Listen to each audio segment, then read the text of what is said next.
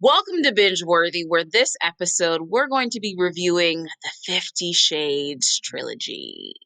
I know probably a lot of y'all have some opinions based off of the book or the movie, but today we're just here for the movie to see if it's actually binge worthy. I'm Larasha Simon. I'm Starly. And I'm Casey Kelsey. Let's get into it, y'all. So 50 Shades is 3 movies. And I know a lot of people have said it's like low-key, high-key, soft porn. The love story is really lackluster. This is not a PG episode. But really, it's like a lustful love story. If that's what you want to call it, let's go for it. I mean, it's very dramatic, especially the first movie. You think the first one's more dramatic than the other two? I think the last elevator scene is really dramatic. Christian? It's the worst. Okay. Here we go. It's the worst cliffhanger I have ever seen in the history of cliffhangers for a trilogy, for a series, anything. When it comes to cliffhanger, it is the most dramatic, most uncalled for cliffhanger I have ever seen. So, 50 Shades, the first one, is about a girl named Anastasia Steele. Anastasia Steele, but you can call her Anna. Okay. Let's just, okay. Her name alone. Okay. I'm gonna drop it. I'm not gonna go deep with that. So she it's the Russia's face. Star's over there dying, yo. So she does this interview because her friend is sick, right? She's filling in for her friend Kate. Her friend is sick for 2 minutes, and then it was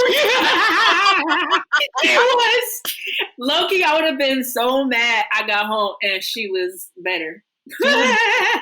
He was good. What the heck? So then she does the interview for her of this guy named Christian Grey. He's this really wealthy businessman. I'm talking stupid rich, right?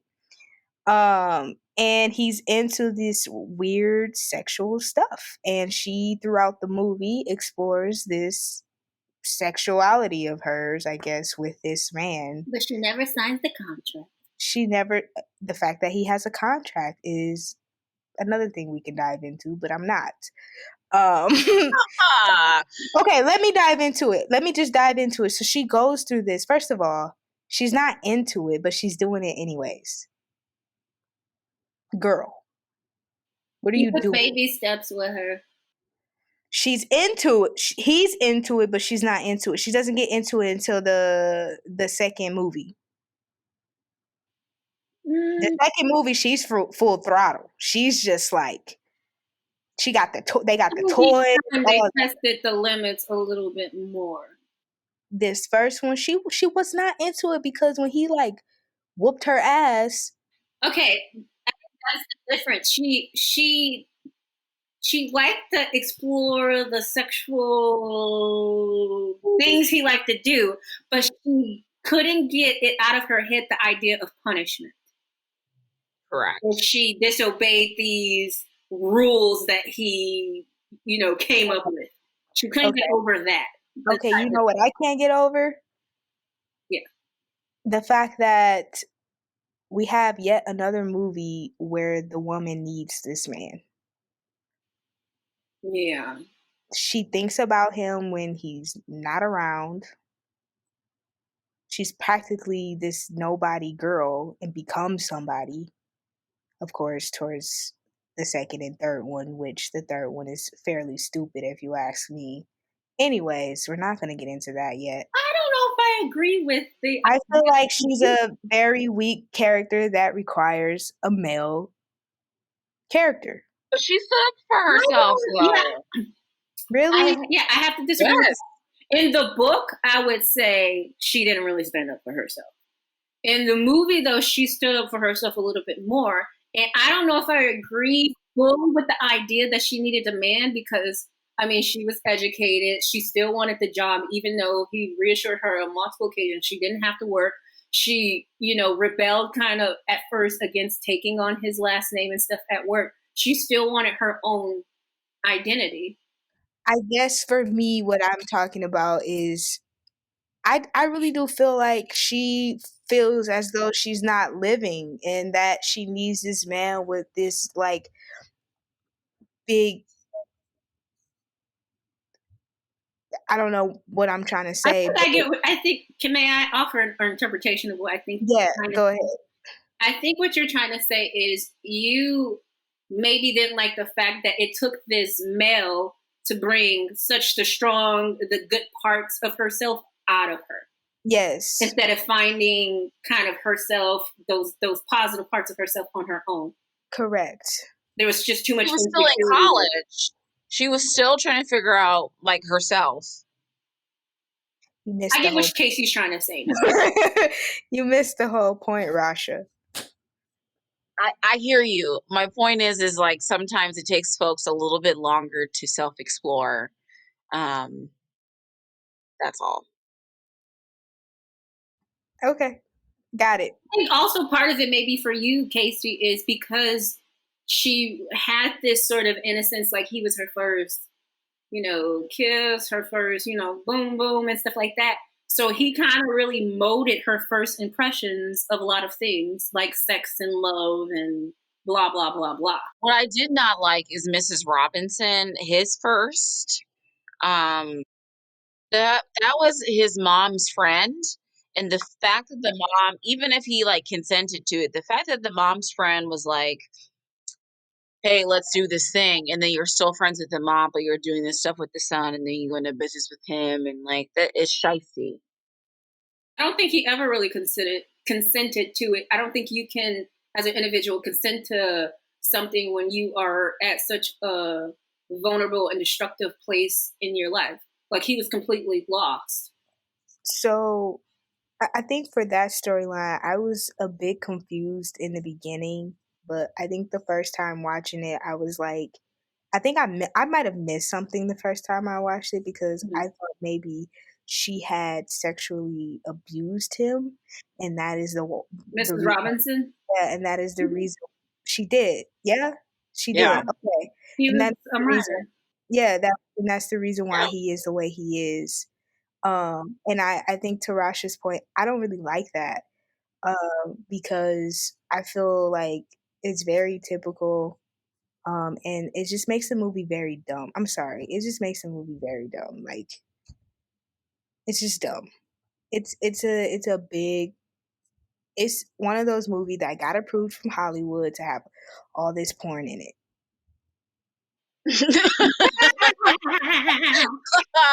I mean, in that defense, there was a time, I think, not so much anymore, where they were just popping out books, movie adaptions. That's how Hunger Games happened, Divergent, The Maze Runner. Then it was 50 Shades. I think there was another one. You know what I'm saying? Like there was just like a point in Hollywood. They were just popping out Twilight. That they were just, I mean, like high school, beginning of college, they were putting out all these movies, all this content. And so I don't think it was so much of like a ploy for Hollywood. I think that was the niche at that time. And I don't think I've seen that since on the scene, at least not so far. I also think that, adding to your point, I think that the goal for movies or like films like, a Twilight or a 50 Shades or After or something like that, this is just my opinion, I don't think the goal is always necessarily for it to be successful. I think it's just really made for that particular audience. Like After, for instance, it didn't essentially do so well in the ratings or whatever, but there's still multiple movies now coming out because they have a dedicated, fan base or whatever. So I think sometimes they go into those knowing that like something like 50 Shades, people aren't going to exactly vote it as like movie of the year, but Well, a lot of that, like you said, Star, before we were recording, or it might have been during, the movie came out when you were like in college versus me. I think I was still like a senior in high school. So just given that this movie is the author's fantasy of the Twilight series, I feel like that generation is what the audience, because of that, is what her audience is because of that reason. It's like, first of all, I'm going to just take a quick pit stop. I don't know, you guys already heard our review on the Twilight Saga, and personally, I don't know who in their right mind would have a fantasy like this of Twilight. I'm just very shocked that that was the case. How she became a millionaire off that thing. But whatever. I was just like, what the heck? Like, who? Okay, okay. And I know like our listeners have already heard our Twilight Saga review, and I'm gonna keep it a buck with y'all. I think the 50 Shades trilogy is probably worse than Twilight. It Wow. probably is. Wow. It's a 2-hour pornography with the same dumb stuff. Like, okay, she has her best friend, Jose and Kate. Yeah. So Jose is like Jacob. Mm-hmm. He falls in love with her, and and she doesn't want to be with him. Friend zones him. Yep. And Christian is Edward, where Christian's like, don't be with me. I'm not good for you to be in a relationship with you. This is supposed to just be a sexual thing. Mm-hmm. And she's not freaking listening. And what does it do to her? It affects her in the long run. Mm-hmm.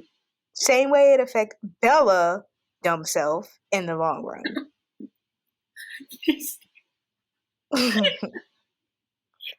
You gotta listen to people. Like, and LaRasha's gone. She's like, Casey's talking about Twilight. Blah, blah, blah. I'm just kidding. I would have to, and I'm a fan of both. I would have to agree with you in the sense that the 50 Shades trilogy wasn't as strong as Twilight.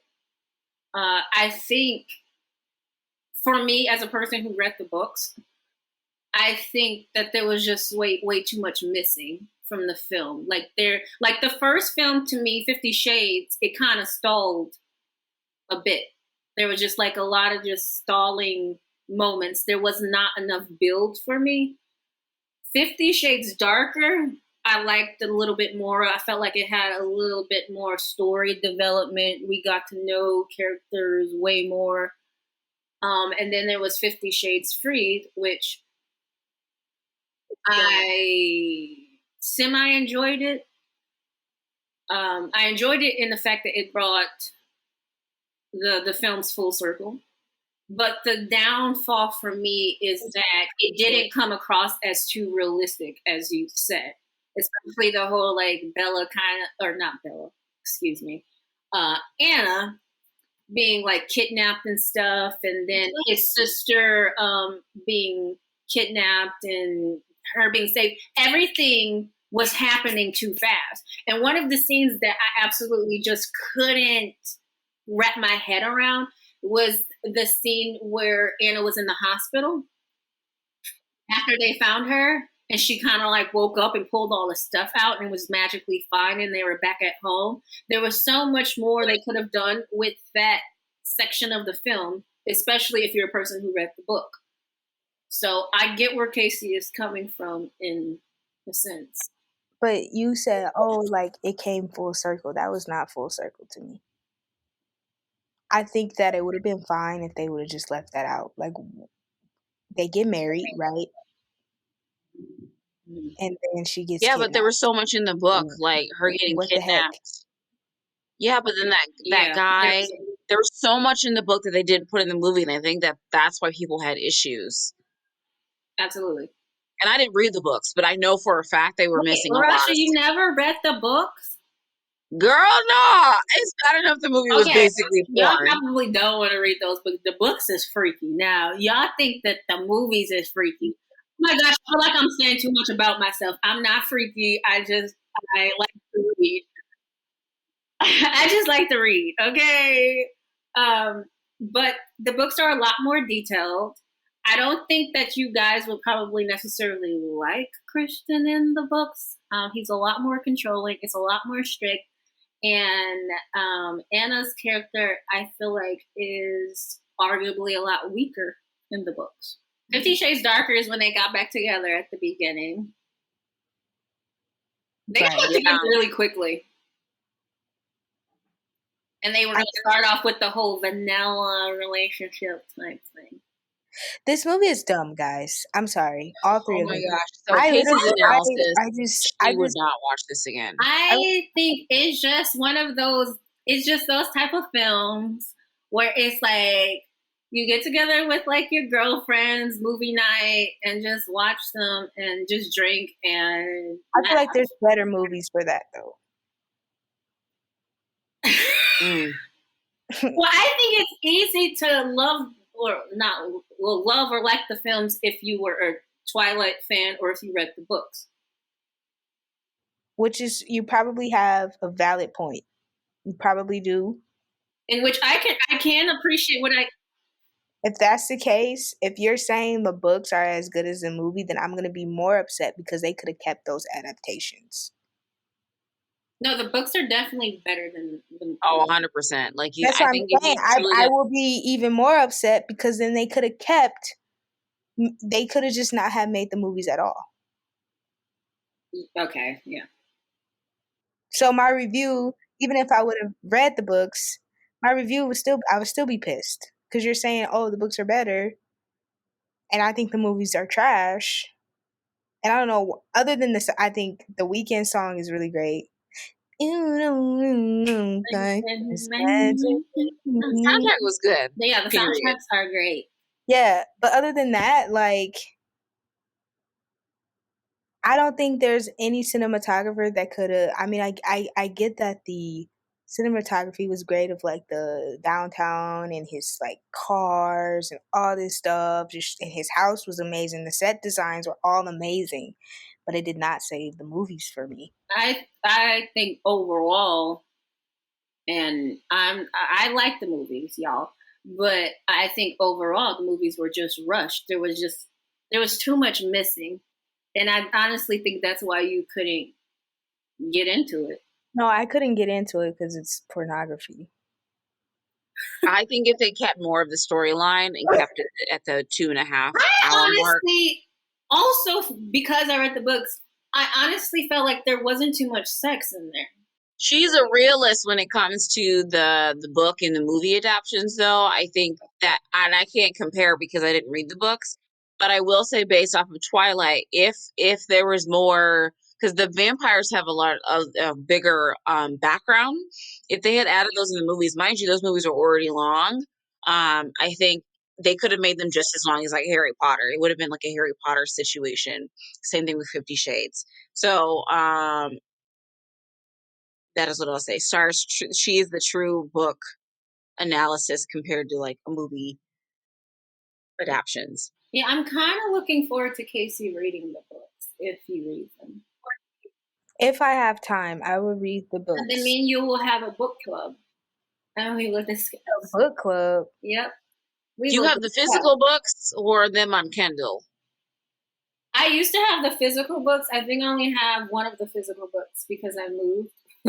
I don't know where the other two are. I'm reading this review from The Atlantic, and it's literally the title is 50 Shades Freed, another sequel so awful that it needs to be described in detail to believed. Yeah. I don't even have to read this article. Because one, there was way more that they could have dove into when, I keep wanting to say Bella, when Christian and Anna were on their honeymoon. I think more needed to be said about why what's his face was trying to like kidnap Anna and who, was after Christian and stuff like that. I think a lot of that was missing. I think there was a big element missing when she told him that she was pregnant, or she found out that she was pregnant and stuff like that. There was just so much missing. Okay, well, can you explain the kidnapping just a little bit more? Like, because I didn't get a chance to watch the last one for this review, and I've only seen it once. Well, Jack Hyde was Anna's boss, and because she worked she was his assistant or whatever at the publishing company, and he had a thing for her, but he also had a thing for all of his assistants, and he would take advantage of them and record them and blackmail them and stuff like that. And Christian was very against Anna working for him for that reason, and like going on a business trip with him and stuff for fear that would happen to her. But she kind of stood her ground. But then she decided to turn him down from going on like this business meeting or whatever. And he basically poked fun at Anna because of her relationship with Christian, and basically was like, okay, do you want to like learn and work your way to the top, or do you want to fuck your way to the top type thing? And then he tried to come on to her, and there was a little altercation. She kicked him in the nuts, and Christian stepped in and got involved, and Jack lost everything because of that. But also, Jack and Christian, when they were younger, because Christian was adopted, they were at the same foster home. And there was a lot of animosity and jealousy that Jack held against Christian because he felt like Christian kind of stole his life. And then he turned around and got like the girl. And then that same girl, took over his career and stuff like that. So because of Christian, he felt like he was always at this disadvantage. And what better way to get back at someone than to go after the thing that he loves most, which was Anna. That's the dumbest shit I have ever heard. I don't think there's much convincing Casey. So if we had to guess your answer, you probably would not binge watch this ever again. No, I didn't. Correct. No, I didn't even get through the last movie. Wait, you never fully watched the last movie? No. Why? I mean, I know, I get why. I think after 50 Shades Darker, I was just so over it. I think 50 Shades Darker is the best one out of the trilogy. I agree, and I have my reasons, but... You want to share more reasons? Why? Honestly, that's the reason that I told you earlier that the audience is not going to know is the reason why I think 50 Shades Darker. Okay. Okay, why did you just start watching 50 Shades Freed and then just was like, I'm over this type thing? Mm-hmm. Basically. How far did you get in the movie? I did not get that far. I actually fell asleep on it. Oh. I fell asleep. You should finish it. They were getting married. That was the beginning of the movie, Casey. They literally got married in the first 5 minutes. Well, there's your answer. What'd you say? I was like, Casey doesn't think this is binge worthy. You didn't even get through 15 minutes of the last movie. I just think I'm going to take one of these days, I don't know when, I'm going to try to read the books, but story structure, it's trash. It's a Twilight pornography, basically, without the werewolves and all this other stuff, which makes sense because she admitted that it is her fantasy of Twilight, but also you're sick for thinking about that when it comes to Twilight. I don't know, but that's just me. Well, I feel like it's a lot of twisty fantasies that people have, which is the reason why we have a lot of films. But I feel like a lot of those could be good, and that wasn't this.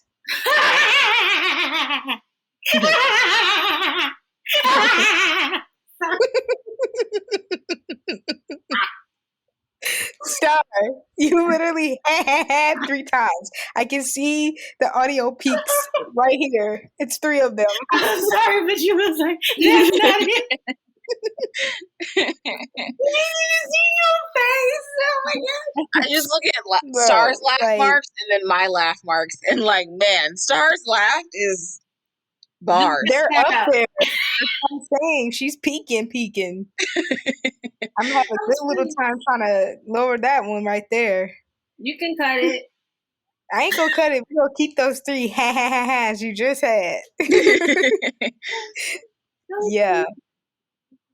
This has been an interesting review. Do you guys have anything else to say? I feel like this was really quick, but all in all, I think surprisingly, y'all did not have a lot to say about this movie for y'all to like it. I'm just gonna throw that at y'all. What I liked. And Arasha, you been ghost. My dog had an accident, but at the end of the day, I think if you love a good, more realistic story in some aspects, you should watch it. What? I said in some aspects, more not realistic every than aspect. Twilight. Okay, I guess when you're comparing it to Twilight, yes. They're humans. That's my point. Like, you could marry a multi-billionaire mogul. That's realistic. You know, she did graduate with a degree. That's realistic. So it's partially realistic, is my point. Was it binge worthy? I think so. I think if it's like one of those cool hangout night sessions with your girlfriends and you're drinking a little wine and you want to have a good laugh and talk about guys and stuff, you know, have that on in the background. Ha ha, hee hee. I think it's binge worthy, especially if you read the books. So I guess that means it's my go. I do not think it's binge worthy. I do not think it's one of those trilogies where I could binge, because it's not binge worthy to me. However, I mean, maybe if we're having a girls' night, maybe one, and I'm talking darker, just because I want to see the part. But like all 3, probably not. Actually, it's not a probably. To me, it's a not. I'm sorry. It's just a not. Like, I just don't think it's binge worthy. I don't think that you will be missing out on stuff. I don't think it's one of those movies where I could do what you said, Star, sit with some wine and my girls, watch it, and then we hee hee ha ha about it. I just don't see it being one of those films. And I'm gonna just throw this out here. I feel like this is probably the worst review we have ever done, or movie review, because I'm just thinking about all of the reviews we've done. This is probably the worst one. Oh my gosh. This is probably, I'm just trying to think. Yeah, this is probably the worst one. Yeah. So it's not binge worthy. To Casey. LaRosha, what do you think, mate? I definitely think it's a once in a lifetime situation. If you're, adult enough and you want to have that little moment in your life, go ahead and watch it. If that's not your thing, that's not your thing. That's okay. There's billions of other movies out there. So I would say this is definitely binge worthy. But to each their own. And with that, I mean, obviously there's a couple of different opinions, really just Casey's opinion that's a little bit different. But that's okay. Stars always in my corner. Thank y'all so much for watching. Stay tuned for next week's episode.